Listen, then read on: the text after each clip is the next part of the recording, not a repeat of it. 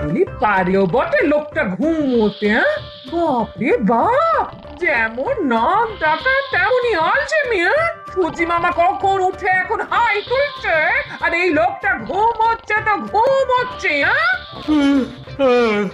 আহ বিরক্ত করো না, দেখছো না বিশ্রাম করছি। মাথা ঠিক রাখার জন্য ঘুম খুবই দরকারি, বুঝলে? কি গো, গোপালের গিন্নি আজ জল আনতে যাবে না? এরপর গেলে তো মাথার চাঁদি ফেটে যাবে। চলো চলো, কত দূরে যেতে হবে মনে আছে তো?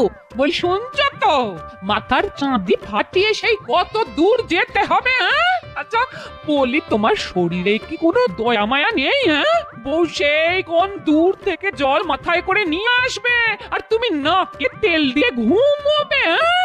তোমার নিশ্চয়ই কুম্ভকর্ণের বংশের জন্ম, তাই না? হ্যাঁ, ওই কুম্ভকর্ণ আমার মামাতো শালার পিসতুতো ভাই।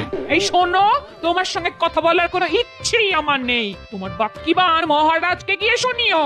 আমি এখন চললাম। কথা বলতে বলতে যে নাক ডাকে সে একটা অমানুষ, সে ব্যাপারে আমার কোনো সন্দেহ নেই।